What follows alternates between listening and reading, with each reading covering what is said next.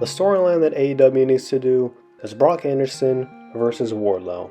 Yeah, you were probably expecting some more exciting, more interesting, in general just better names, but that is partly the reason why I do think the storyline is needed because, well, Brock Anderson and Wardlow both need some defined characteristics besides just being Arn Anderson's son and the guy who really loves doing power bombs. The third! He's going again!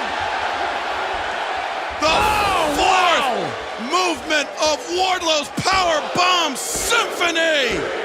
And Wardlow also needs something else to do besides just going for the TNT title because he's now had 3 shitty title reigns and Brock Anderson just needs to start doing stuff if he actually wants to develop and to not be green forever.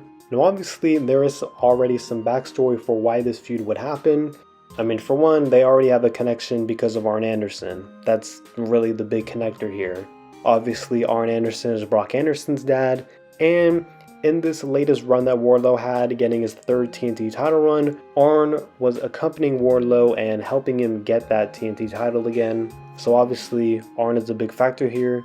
And also, Arn and Brock Anderson were both brutalized and attacked by Christian and Luchasaurus when they were going after the TNT title and Wardlow. I think you can see where I'm going with this. Clearly, Arn and Brock Anderson and Wardlow are very well connected. Despite the fact that Brock really had like nothing to do here, he still got involved nonetheless because he is Arn's son.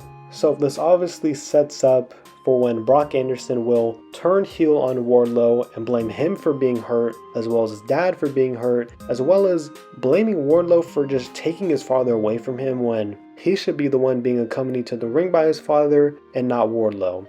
And I feel like all of this would be pretty understanding from Brock's perspective, and it would also just make him a bit more whiny, and this would be good for a heel character, especially a 2nd generation heel character.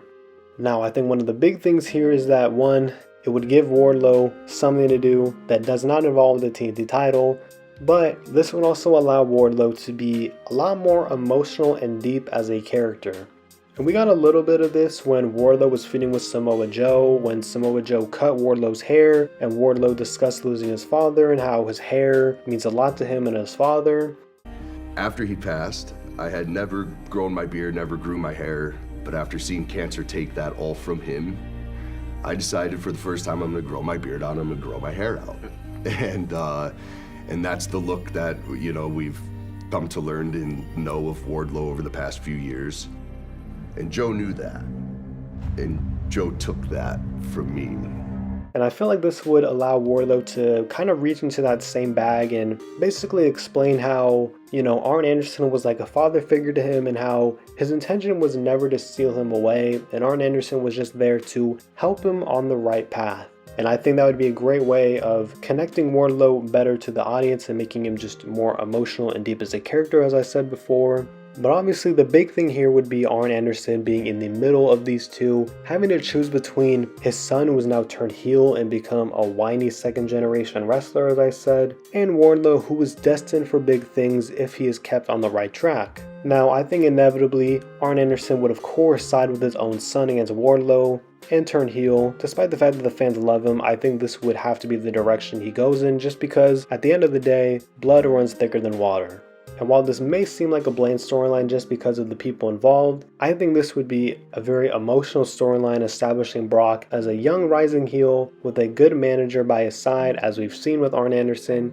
And this would give Wardlow so much more emotion with the crowd, and it'd give him an actual emotional side because, let's be honest, in terms of personality, Wardlow was just pretty robotic and static at the moment, so this would help him a lot in that department. Now, I think that's how the feud would go, just in like a basic rundown, but I think in the end, Wardlow would be the one to go over just because he is the one with more presence in the company, and he is someone who is actually seen as a rising face. And I mean, we've seen this. I mean, he's had 3 TNT title runs, and despite all of them being terrible, I think the company clearly sees something in him, but he just needs something like this to establish himself as more of a character and to just give him some personality. And I think something like this is essential to him actually being a good babyface that'll be able to last for a while. while at the same time Brock Anderson would be able to establish himself as a good young heel, and then from this moment onwards he would be in the mix with other mid-carders, and I don't know, he might be able to start something with like Hook, for example. I mean, Hook is another babyface who is a second generation wrestler, so you would have that easy connection right there for them to feud. And I mean, AEW has a plethora of wrestlers and mid-carders, so it's not like they would run short of people that Brock Anderson or Wardlow for that matter could feud with.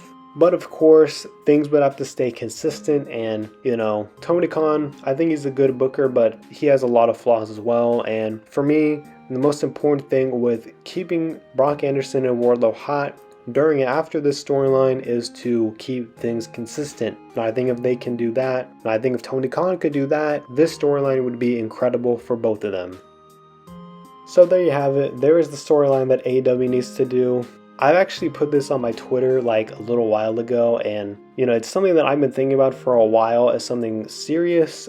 You know, at first when I thought of it, I was kind of like joking around, but when I've actually thought about it, I've come to realize that this is actually something that they should really consider doing. I don't know if they would actually do it. This would probably just be like something that they throw on in like the 30-minute mark on Rampage or something like that, but I feel like this is something that they should consider doing. So, I don't know. If anyone from AEW ever stumbles upon this video, give me some credit and let me know that this is in the works, because I think it's a good idea. But let me know what other type of fantasy booking stuff you'd like to see in the comments. What stuff would you like to see be done in AEW or WWE? I'd love to do more fantasy booking, whether it's obviously in those companies or other companies, or even stuff from past eras as well. I think that would be pretty cool to look back on as well. So yeah, let me know whatever you're thinking. Like the video, subscribe for more videos, and yeah, thank you for watching.